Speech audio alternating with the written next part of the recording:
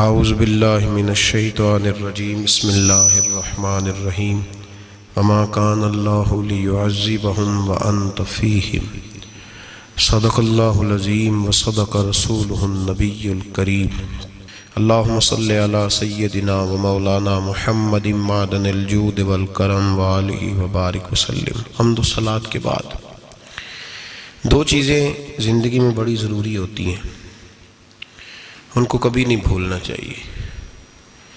ایک تو یہ کہ ہمارا کوئی وارث ہونا چاہیے، ہمیں لاوارث نہیں ہونا چاہیے۔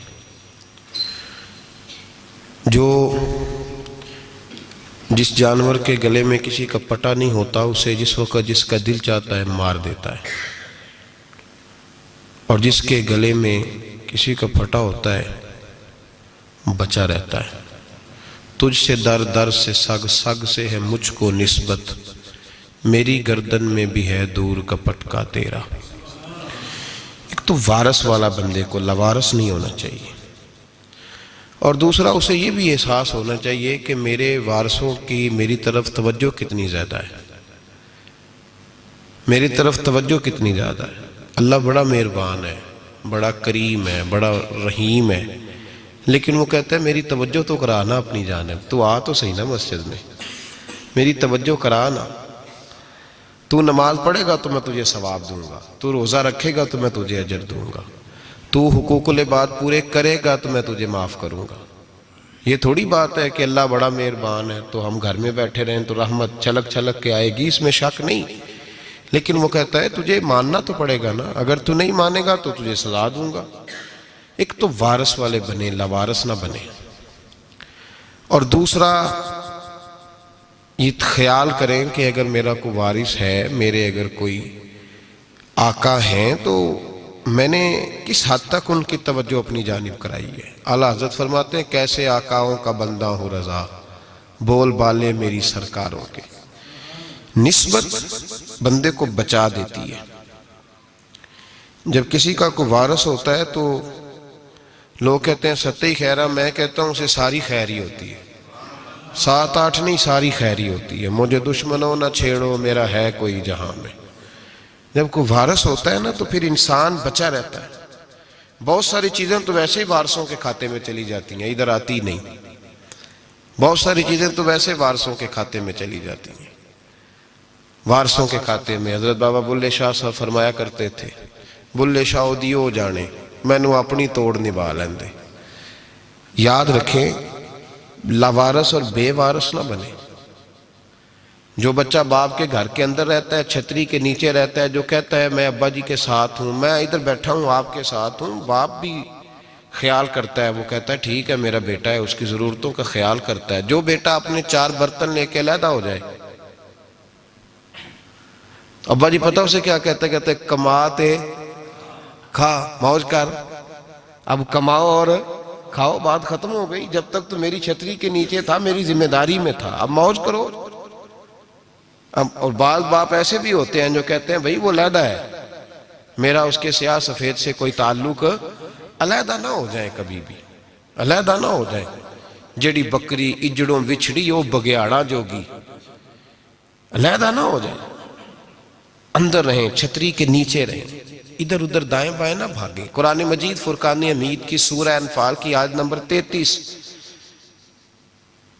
کفار مکہ نبی پاک صلی اللہ تعالی علیہ وسلم سے کہتے تھے کہ اگر ٹھیک ہے ہم نہیں مانتے معاذ اللہ، تو آپ اللہ سے کہیں ہم پہ پتھر نازل کریں، آپ کہیں اللہ سے عذاب نازل کریں، کہیں اللہ سے۔ نبی پاک صلی اللہ علیہ وسلم نے نہیں کہا، یہ حضور کی رحمت تھی۔ حضور نے کہا ہی نہیں کہ یا اللہ تو نازل فرما پتھر۔ کافر کہتے تھے کہیں اللہ سے پتھر نازل کرے، تو اللہ پاک نے سورہ انفال کی آیت نمبر 33 میں فرمایا محبوب وما کان اللہ لیعذبہم وانت فیہم، اللہ کا کام ہی نہیں انہیں عذاب دے، اللہ کا کام ہی نہیں۔ محبوب میری رحمت کو گوارا نہیں، کیسے عذاب دوں، وانت فیہم، تو جو ان کے درمیان موجود ہے۔ محبوب جب تک تو مکے میں موجود ہے، مدینے میں موجود ہے، میں انہیں عذاب نہیں دوں گا۔ یہ مانگیں گے بھی تو میں انہیں عذاب، اللہ تو کافر کو عذاب نہیں دیتا مصطفیٰ کی برکت سے۔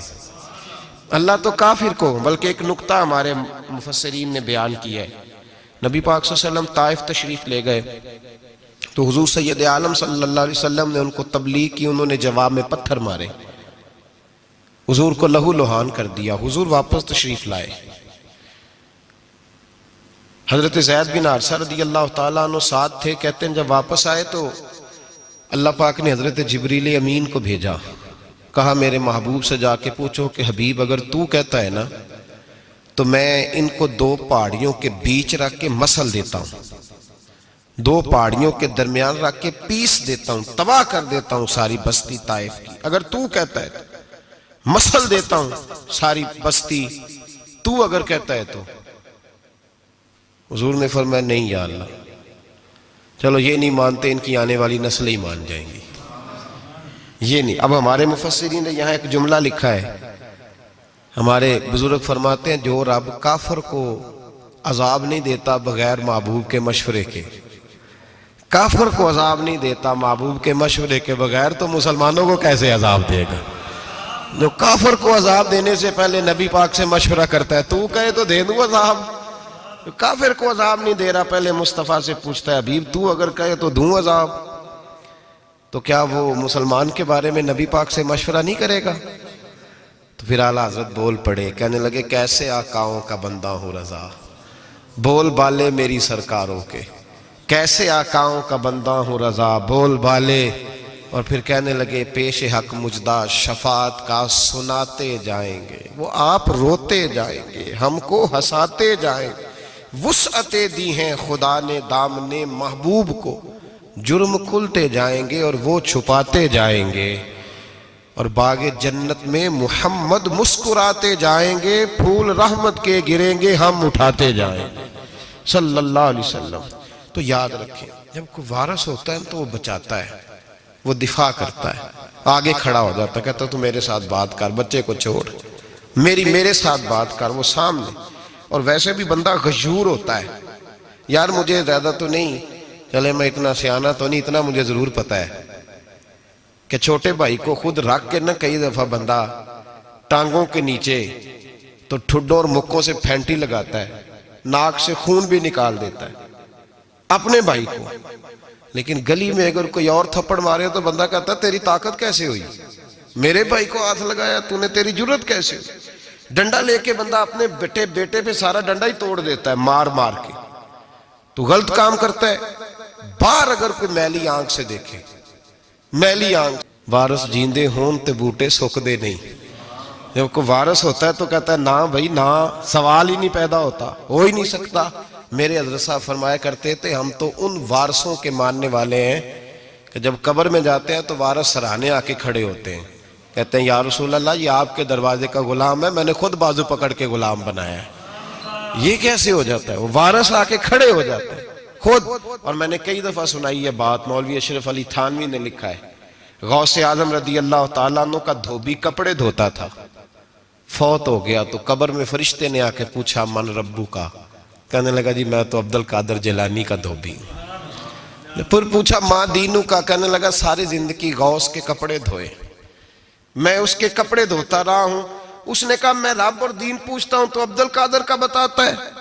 مولوی اشرف علی تھانوی کہتے ہیں کہ حضرت غوث اعظم رضی اللہ تعالیٰ عنہ خود قبر میں آئے اور کہنے لگے تمہیں سمجھ نہیں آ رہی، تمہیں بتا تو رہا ہے کہ عبد القادر کے تو کوئی دروازے کے پاس سے گزر جائے تو اسے خدا یاد آ جاتا ہے، اس نے تو ساری زندگی کپڑے دھو کے دیے، اسے نہیں پتا خدا کا.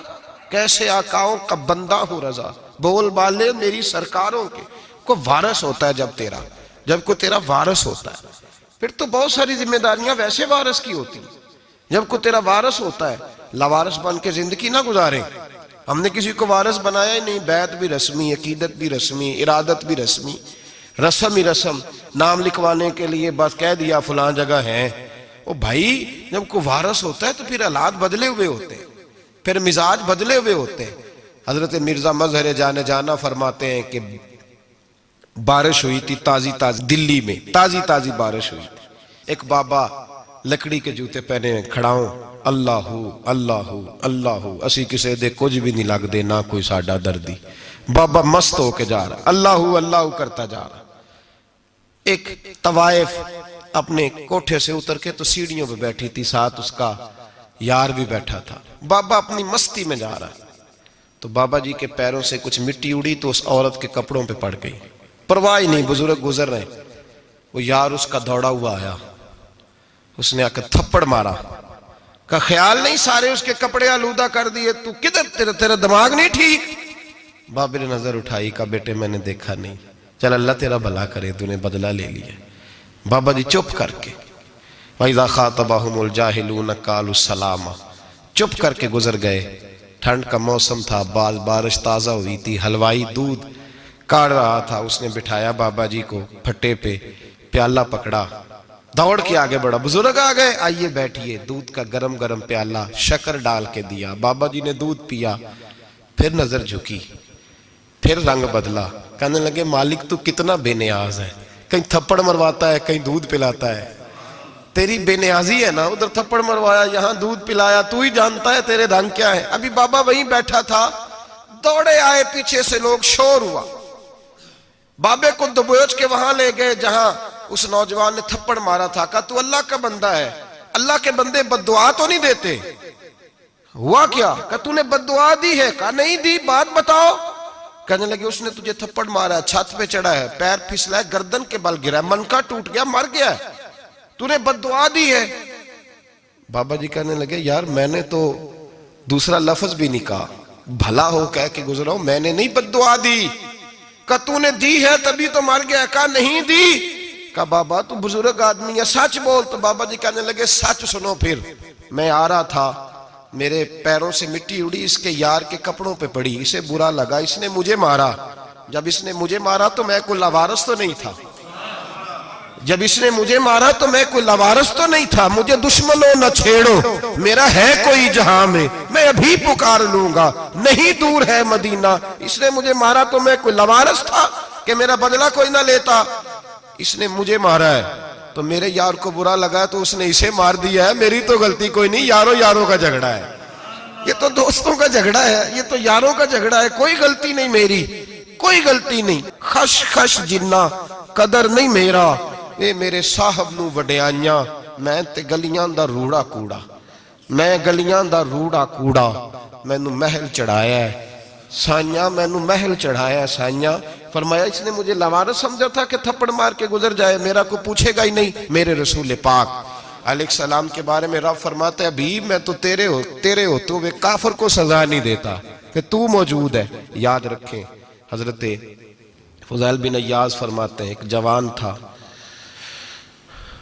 مسجد میں آیا، لوگوں سے کہنے لگا روٹی کھلاؤ، کسی نے توجہ نہ کی، اس نے کہا میں رب بتانے والا ہوں، میری طرف دیکھو تو صحیح، کسی شخص نے خیال ہی نہ کیا۔ پھر اس نے کہا یار تھوڑا سوچو، نمازیوں سے کہا، اہل علاقہ سے کہا، انہوں نے کہا تیری طرح کے بڑے درویش دیکھیں۔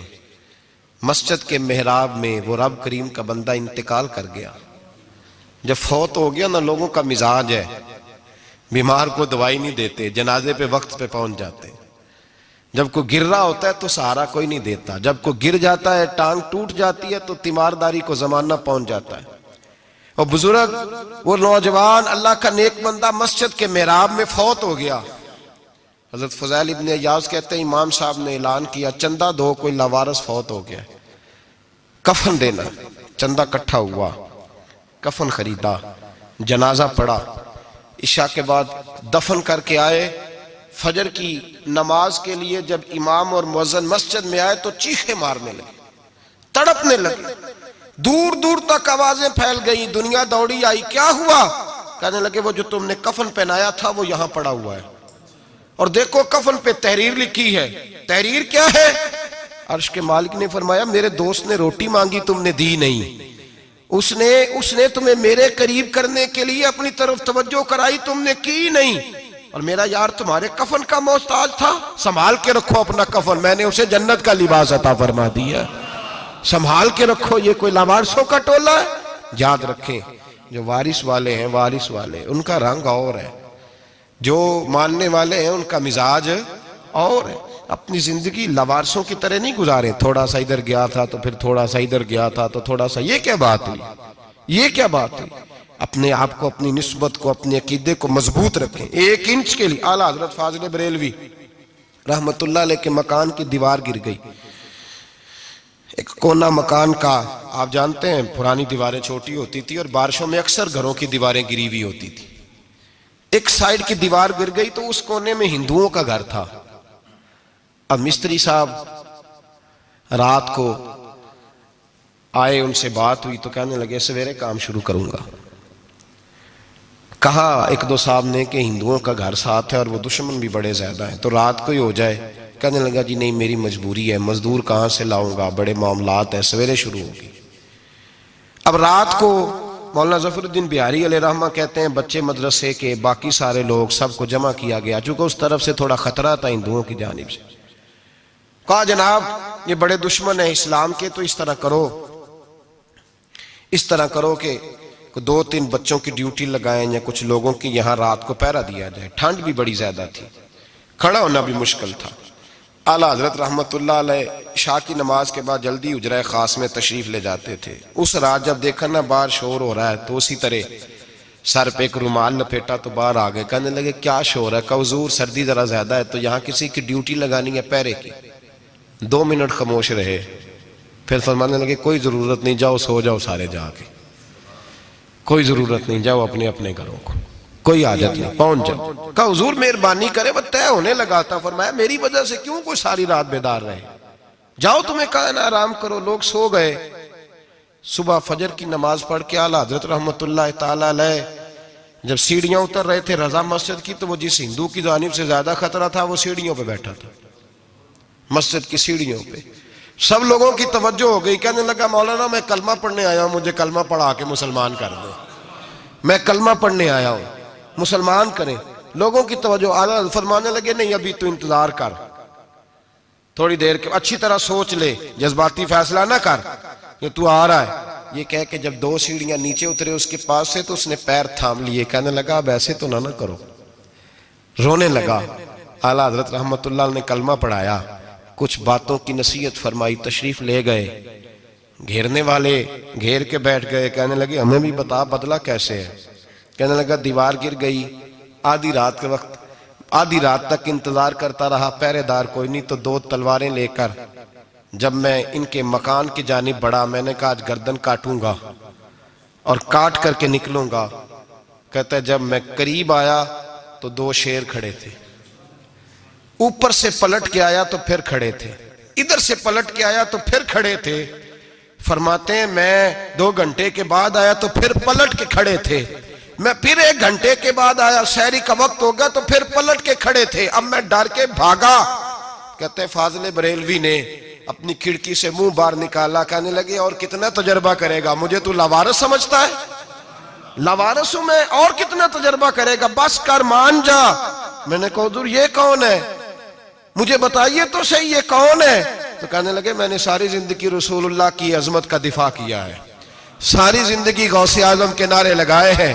ابھی تو یہ مدد صرف غوث پاک جیلانی کی بھیجی ہوئی ہے، ابھی تو غوث اعظم کی بھیجی ہوئی مدد ہے. مولا علی ابھی پیچھے ہیں، 2 جہاں کے محبوب ابھی اس سے پیچھے ہیں، وہ تو ابھی پیچھے ہیں، پیچھے کھڑے ہیں کہ ضرورت پڑی تو ہم بھی تیار بیٹھے ہیں. او بھائی آج رواج ہو گیا، رواج. میں نے 2-4 دن پہلے بھی کہا تھا، لوگ کہتے ہیں نہیں کوئی نہیں ضرورت، سامنے سارا کچھ نظر آ رہا ہے. او خدا کے بندو یاد رکھو، نسبت ہے بڑی چیز.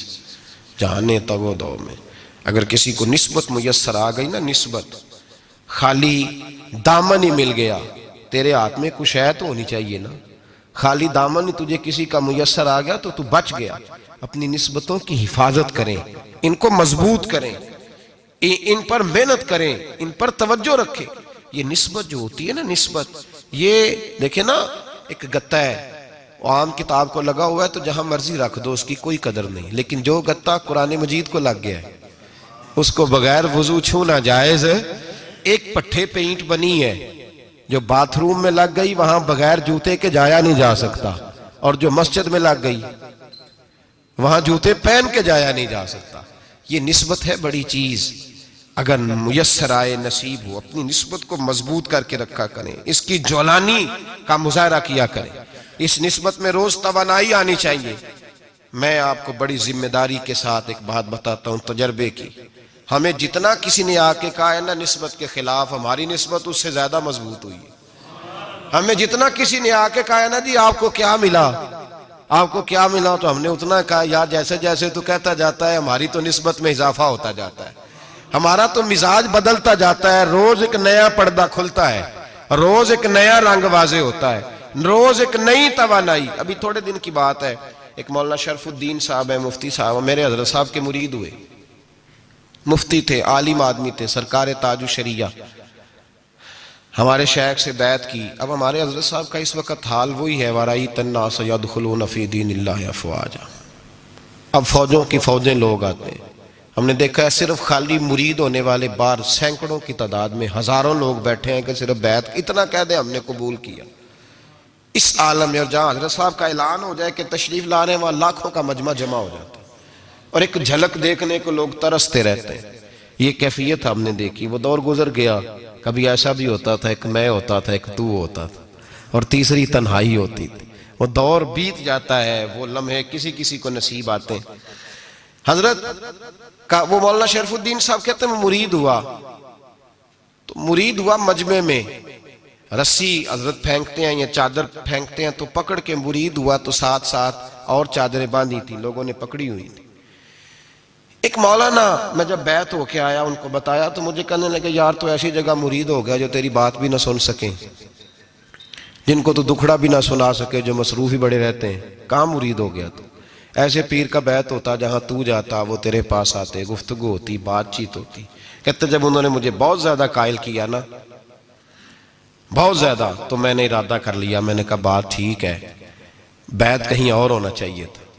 کہتے میں عشاء کے بعد سویا تو حضرت صاحب مجھے خواب میں ملے، خواب میں، اور فرمانے لگے مولانا جب آپ مرید ہوئے تھے تو آپ اس جانب بیٹھے تھے، اس کونے میں آپ تھے، اتنے لوگ آپ سے پہلے تھے، اس حال میں آپ مرید ہوئے تھے، اور جہاں تک بات چیت کرنے کی بات ہے تو آپ نے جو دل میں سوچا تھا وہ میں نے آ کے آپ کو بتا دیا ہے. پھر بھی بڑی ضرورت ہو تو میرے صاحبزادے کا نمبر لے لیں اور فون کر لیا کریں، بات ہو جایا کرے گی. کہتے ہیں یہ ابھی بات ہو ہی رہی تھی کہ میرے دروازے پہ دستک ہوئی تو میری آنکھ کھل گئی، میری آنکھ کھلی تو میں پریشان ہوں کہ نمبر تو ملا نہیں. ایک انجینئر صاحب میرے محلے میں رہتے تھے، فرماتے ہیں وہ شام کو میرے پاس آئے اور کہنے لگے مولانا سنا ہے آپ حضرت مفتی اختر رضا صاحب سے مرید ہو گئے. میں نے کہا ہاں. تو کہنے لگے میں ان کے مدرسے میں کام کر کے آئے ہوں، میرے پاس ان کے بیٹے کا نمبر ہے، چاہیے آپ کو؟ نمبر ہے چاہیے؟ کہتے ہیں نمبر مجھے وہ شام کو گھر آ کے دے گئے. اب جب میں آستانہ نور پہ بریلی شریف ملنے کے لیے حاضر ہوا تو میرے دل میں خیال آیا، جب میں اندر گیا نا تو میرے دل میں خیال آیا حضور خواب جو آئی تھی اتنی بھی جلدی کیا ہے، ذرا ٹھہر جائیے، آپ ملے جو تھے تو صاحب نمبر بھی دے ہی جاتے. میرے دل میں خیال آیا تو السلام علیکم کے بعد حضرت کہنے لگے مولانا مجھے تو جلدی کوئی نہیں تھی، آپ کے دروازے پہ دستک ہو گئی تھی، مجھے تو کوئی جلدی نہیں تھی، آپ کا دروازہ بجنے لگا تھا، مجھے تو جلدی کوئی نہیں تھی لوٹنے کی. ہر مشکل دی کنجی یارو ہاتھ مرداں دے آئی، اور مرد نظر کرے جس ویلے مشکل رہے نہ کائی. بس لوگوں یہ یاد رکھو اور اس پہ عمل کرو، اپنی نسبتوں کو مضبوط کریں. ہمارا تو جیسے دن کا اجالا چمکتا ہے نا، چمکتا ہے دل کا اجالا، جیسے نیا دن چڑھتا ہے ہمارے لیے تو ایک نئی روشنی لے کے آتا ہے. اپنے آپ کو بیدار رکھیں. سورج اگر باہر پورا نکل آئے نا تو جو آدمی آنکھیں زور سے بند کر لے اسے کوئی شے نظر نہیں آتی، پورا سورج نکلا ہوا بھی ہو. سورج اسے نظر آئے گا جس کی اپنی آنکھیں بھی کھلی ہوں گی. تو آنکھیں ہی نہیں کھول رہے، تو آنکھیں ہی نہیں کھول رہے، آنکھیں، یہ شکوہ آنکھیں نہ کھولنے کا ہے، آنکھیں ہی نہیں کھول رہے تو سورج کیسے نظر آئے گا؟ بات ذرا سخت ہے پر چلو آپ میرے عزیز ہیں کر جاتا ہوں. ملا رومی رحمت اللہ تعالیٰ علیہ فرماتے مجھ سے ایک شخص نے کہا کہ نبی پاک صلی اللہ تعالیٰ علیہ وسلم اگر سراجم منیرہ ہے تو نظر کیوں نہیں آتے؟ تو میں نے کہا الو اگر آنکھیں بند کر لے تو اسے کوئی شے نظر نہیں آتی، آنکھیں بند کر لے تو اسے کوئی شے نظر، تو آنکھیں تو کھولنا، آنکھیں کھول. یہاں میں اپنے کمرے میں یوں پردہ آگے کر کے لائٹ بند کر کے باہر شور مچاؤں سورج کوئی نہیں، سورج کوئی نہیں، تو مجھے کوئی بندہ کہے گا پاگل اس طرح کر، باہر نکل، ادھر آ تجھے دکھاؤں سورج ہے کہ نہیں، تیری تو اپنی آنکھیں بند ہے. اقبال کہتے ہیں دل بینا بھی کر خدا سے طلب، آنکھ کا نور دل کا نور نہیں، اندر کی آنکھیں کھول، اندر اتنا اندھیرا ہے تو باہر کیسے نظر آئے گا؟ تو لوگ آنکھ ہی نہیں کھولتے، بس دائیں بائیں دیکھتے رہتے ہیں۔ نسبت کو مضبوط کریں۔ رب تو فرماتا ہے حبیب تو موجود ہے تو میں کافر کو بھی عذاب نہیں دیتا۔ اب یہاں خالص نسبت کا بیان ہے، خالص۔ یہ نہیں فرمایا کہ حبیب ان کے عمل اچھے ہیں تو میں عذاب نہیں دیتا۔ یہ نہیں فرمایا کہ حبیب یہاں خانہ کعبہ ہے تو میں عذاب نہیں دیتا۔ نسبت کی بات فرمائی، نسبت کی۔ یہ نہیں فرمایا کہ حبیب یہاں روز طواف ہوتا ہے تو عذاب نہیں دیتا، یہاں تلاوت ہوتی ہے تو فرمایا حبیب تو ہے اس لیے میں انہیں عذاب۔ مدینے میں کبھی زلزلہ نہیں آیا، پتہ ہے آپ کو؟ اس لیے نہیں آیا کہ وہاں میرے مصطفیٰ کا گنبد خضرا ہے۔ کوئی فصل وہ بیجتے نہیں، کوئی فصل بوتے نہیں، وہ کوئی فصل بھی، لیکن دنیا کی ہر شے آپ کو مدینے میں ملتی ہے۔ جو سب سے اچھا پھل کھانا چاہے اسے مدینے میں جا کے ملتا ہے، اس لیے کہ وہاں گنبد خضرا کی ہریالی موجود ہے۔ دنیا کی ہر نعمت ملتی ہے اس لیے کہ گنبد خضرا جو موجود ہے۔ تو بھائی یہ نسبتوں کی بات ہے، نسبتوں کی۔ پرانی امتوں میں جب کوئی گناہ کرتا تھا تو دروازے پہ لکھا ہوتا تھا سویرے، میرے حبیب نے دعا فرمائی مولا یہ میرے ہیں انہیں رسوا نہ کرنا، اے اللہ میرے ہیں انہیں رسوا نہ کرنا۔ تو میرے بھائی سن لو اور یاد رکھ لو، لاکھوں پاپ بھی لوگ کر کے آئیں، سویرے منہ دھو کے نکل آئیں تو عرش کا مالک رسوا نہیں کرتا، بلکہ کہتا ہے تو میرے دامن میں چھپ جا، اندر جا کے جہاں گناہ کیا ہے وہاں جا کے دل سے سچی توبہ کر لے، میں قیامت میں بھی کسی کو نہیں بتاؤں گا کہ تو نے گناہ کیا ہے۔ تو برکت کس کی ہے؟ رسول پاک کی۔ یہ برکت کس کی ہے؟ حبیب دو عالم کی صلی اللہ۔ غلامی کا رشتہ مضبوط کریں، غلامی کا وارث والے بنے، لوارث نہ بنے۔ لوارثوں جیسی زندگی نہ گزارے، جہاں مرضی چلے گئے، جہاں مرضی چھٹیاں کار ہے، جتنے مرضی ٹائم بتا ہے، جو مرضی طبیعت میں آیا کرتے پھرے، پتہ ہی کوئی نہیں، حال ہی کوئی نہیں، یہ کوئی کیفیت نہیں ہے کوئی بھی۔ مجھے ایک صاحب کہنے لگے کہ ایک پیر بھائی پوچھ رہا تھا حضرت صاحب کا حال کیا ہے، میں نے آج کے بعد اس نے تجھ سے پوچھا تو بالکل نہ بتانا۔ وہ کیسا بیٹا ہے، وہ کیسا بیٹا ہے جو پڑوسیوں سے دائیں بائیں لوگوں سے حال پوچھتا ہے، اسے پتہ ہی نہیں، اسے خبر ہی نہیں، اسے تو لمحے لمحے کی خبر ہونی چاہیے، اسے تو منٹ منٹ کا پتہ ہونا چاہیے تھا۔ وہ اس نے کس طرح کی نسبت رکھی ہوئی ہے، جس کو ہم سایوں سے پوچھنے پڑتا ہے ذرا پتہ کر کے بتانا حال کیا ہے۔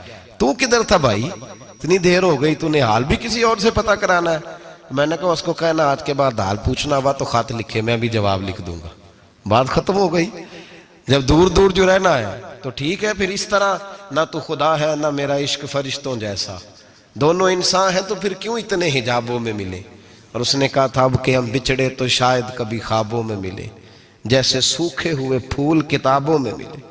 ایسا کام نہ کریں کہ وہ انداز ہی بدل جائے، اپنے آپ کو، اپنی نسبتوں کو مضبوط کریں۔